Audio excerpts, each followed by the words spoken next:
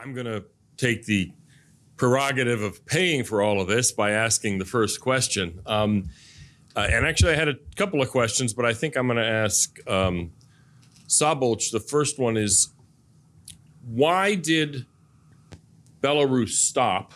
And why would any of these countries that are using this, the weapons of mass migration, stop doing it? In other words, what is the receiving country's response that can get it to stop happening? I think Lukashenko had to admit that this attempt was not successful in the end, at the end of the day, because Poland, Lithuania, Latvia resisted pretty well. These people couldn't enter into the territory of the EU. Most of them couldn't enter. So therefore it wasn't a successful attempt, and maybe Lukashenko withdrew its forces to rearrange itself and maybe to prepare for something else in order to have the sanctions cancelled and gain legitimacy or at least recognition by the EU, which is not realistic as far as I can see, because the EU and the member states stepped up in unity. Right. So I think that this strategy was working. And you had mentioned that there were some groups objecting to the pushback that Poland was doing, but the objections weren't all that strong in some sense, were they? In other words, the EU understood what threat this was, and so they were, in a sense, allowing Poland to do things that technically they shouldn't have been allowed to do. Is that correct? Yeah, I personally was surprised seeing Brussels' reaction, which was very supportive in communication. Even funds were promised for these countries to secure their borders, which is, I think, a very sharp turn compared to the situation of 2015 with Hungary and other countries involved. So yes, and the NGOs are another part of the story. So were the Hungarians a little miffed that they did in 2015 what they had to do and got criticized for it, whereas Poland got away with it and nobody criticized them? Yeah, I think the environment and this milieu has changed a lot, and right. This can be both satisfaction for the Hungarian government and also a disappointment, but still this is what happened. Okay. Any questions? Because please. Just Victor, a very small addition that currently there is a sentence in Hungary that there are good fences in Europe and there are bad fences in Europe. And the Hungarian fence is a bad fence? Yeah, right. Still bad fences. Like Polish and Lithuanian is a good fence. Interesting. I think we have the same thing here. There are good fences around the capital, and then there are bad fences at the border. Any questions? Yes. Is there a mic? Or okay, yeah. Just speak up. Yeah, just very briefly, what basic changes to asylum law need to be made to overcome these problems, or pulling out of the asylum treaty, or what would the EU? Well, it's kind of my panel afterwards, but yeah, go ahead. No. It'd be nice to hear what they. Yeah, sure. Any thoughts on that, Victor or Sabi? Would you like to start? Yes, ladies and gentlemen, I think the weakest point of the European asylum system is the repatriation. Because, and also, again, let's speak about numbers. We see this 200,000 illegal border crossing, but it's very important that there are annually an additional 400,000 people who arrive legally to Europe and then apply from asylum or overstating, etc., etc. And the real challenge is that forced repatriation doesn't work in Europe. The efficiency is now around 25%. Of what? 25% of what? If there is a declaration for this, about 35-40% of people who make asylum application get some protection, some status of protection. 60-65% are rejected, and only 24-25% of the rejected can be repatriated. So it means that I regularly say that this is the best lottery in the world. Because if you have managed to get in Europe, it's almost impossible to be repatriated. It's not similar like I think in the United States it's much more effective. No. But I don't know. It's not my expertise. But in Europe it's a complete failure. It has different reason, legal reason, financial reason, political reasons. But it's a nightmare. I have many discussions with the police, immigration officers, and actually currently it's the case. If you manage to get in Europe, it's almost impossible to be repatriated. So this is the reason why border protection is the key currently in this whole story, to stop the number and reduce the number of arrival, because in the last 20 years, Europe and the member states haven't found any solution for this repatriation issue. One short example. Okay, in Germany, I visited the German Federal Ministry of Immigration some years ago, and we had a participated in consultation, and they complained that okay, there is the decision that the police will go out and collect the people who will be forcefully repatriated. Most of them lives in old block of flats, and I don't know, 200 police officers go out with the papers, and then the alarm chain started that police is coming. People just moving from one flat to another, because the police officer have the paper that I should go to, I don't know, flat 45, knocking the door, nobody, because the guy go to 47, but you don't have authorization to go inside 47 because it's civil rights, and they managed to collect, instead of, I don't know, 350 people, only 100. Going to the airport, there is a rented rented plane for 350 people, but there are only 100 people there. Then a quick calculation that the cost of the repatriation, instead of, I don't know, 3,000 euro per capita, raised to 10,000 euro. And then, no. Then Hans, we shouldn't do this, because in our annual report is that, or the cost of repatriation per capita is not 3,000 but 10,000. What can be the solution? They cancel the flight, send back the people, and 200 police officers participated with manpower in the operation without do anything. And how many people were repatriated? 0.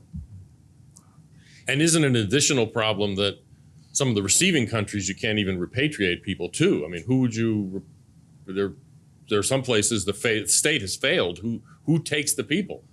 I mean, you can't just sort of push them out the back, right, of an airplane, or how does that work? Yes, but there is some hopeful shift. For example, in Europe, in some countries started, to consider safe place, not the country, because it's hopeless. Afghanistan, Somalia, but the regions within the country. Because if you have a look at Somalia, many people are leaving Somaliland, another part of the country, without Al-Shabaab, without civil war, etc. But which has its own government, just to be clear. Unrecognized government. De facto unrecognized government, which is it's absolutely stable part of the country. But in the asylum system, they are Somalis, the same people who is coming from South Central Somalia from the civil war. So, for example, Finland did, no. Do you come, which part of the country? Okay, Somaliland, okay, repatriation flight. But it's a long process. Any other questions? Because I got plenty of mine. Yes, true. How effective have the fences that Lithuania and Poland erected been in slowing or stopping migration? It's seemingly working, but these constructions of the fences are still ongoing. So they are expected to be finished this year, actually. So we will see their efficiency. And this will be a double-line fence system, as you could see in the picture, with the NATO wires at the top, etc. So, but for the time being, these countries show the good efficiency in protecting their borders. That's the experience so far. Yes. Right. In the case of Poland, Lithuania, and Hungary, and looking at how the migrants look at the situation, do the migrants see these countries as really pass-through countries on their way to other Western European countries? In other words, the Iraqi Kurds didn't intend to settle in Poland or Lithuania. Those were transit countries. Yeah, of course. Yeah. They continued their way to the Germany-Poland border, actually, and there was a rise in the numbers that the German authorities recorded last year. So many people could make it to the Polish-German border, actually. Yeah. So Thousands. Yes. Victor. yeah. Sorry, but also in addition, because we have to be very cautious, because in Hungary, different NGOs and human rights was always arguing that why we are so tough with irregular migration, because Hungary is just a transit country. So who cares who's coming? You know? And in 2015, 400,000. Hungary is now currently 9.8 million people. In 2015, 400,000 people crossed the country. 400,000, and yeah, it was a transit, but 170 plus thousand made the asylum application there In Hungary. in Hungary, and I think almost 50,000 waited the decision. So let's say 10%. So if we previous year it was 1,000 asylum application or something else. So we have to be very cautious, because some part of the people will remain and will try. And if there is a huge amount of people, the percentage is perhaps the same, but actually the number are increasing rapidly. And not to talk about the relocation efforts of Brussels, which is not successful or has not been successful to date, but it's in their mind, it's in their plans to introduce some kind of relocation. To spread, in other words, to spread them around to Yes. other EU countries. Yes, in a mandatory scheme. That was not successful, but still voluntarily it could. So in work. other words, Hungary- so what you mean is that even if every one of them transited through, if that reallocation agreement went through, a bunch of them would be sent back to live there. Yeah, they could interesting. receive under Right. the name of solidarity. Right.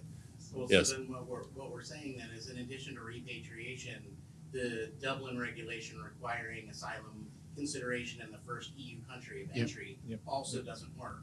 Yeah, it's true. And the system was suspended, but nobody knows how long, when it will change. There's now this new pact on migration, the Commission. There's a lot of debate, but legally, it any time can happen. Yes. Yeah, for the repatriation. Yeah. No, you go ahead and then yeah.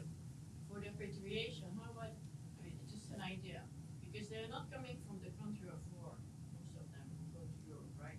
They come from the country of asylum. So the idea could be to send them where they came from, and perhaps where the UN registered them as refugees, from Turkey, from Jordan, Lebanon.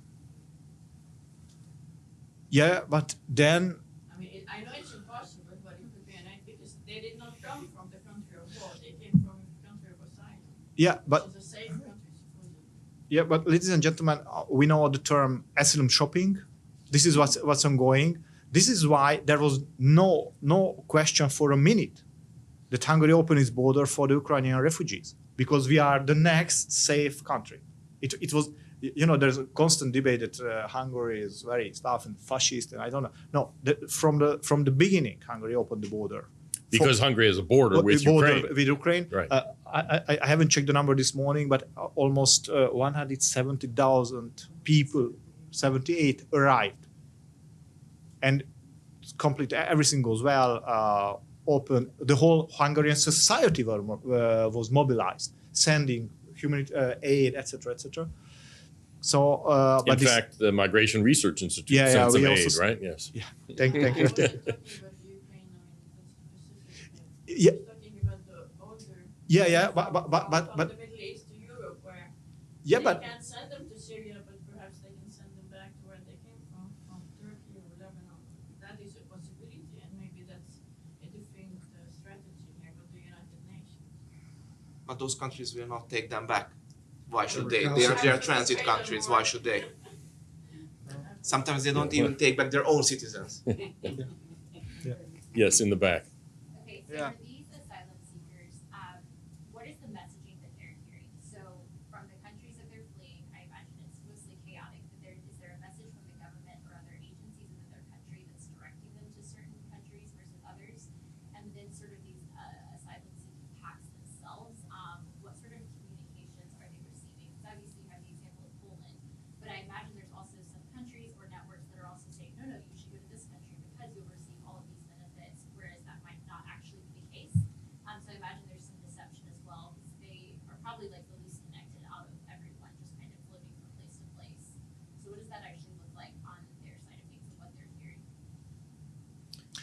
Yeah, actually, our colleagues, we have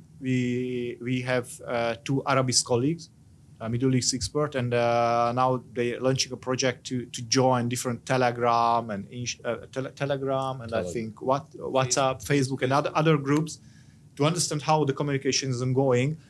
And actually, it's completely professional. And there is the discussion. What is the benefits for asylum seekers? How the social system? How much money do you get? How you can avoid the border police, etc., etc. And what is very evident is this personal communication between the people, their families, or people from the same village who already reached some European countries. A number of years ago, the Mexican government actually put together a comic book for migrants to show them how to safely get across the border, how to avoid being arrested by American immigration police. It was quite controversial. We're going to wrap up this half and immediately start the next half of the panel. Thanks. Give everybody a round of applause here.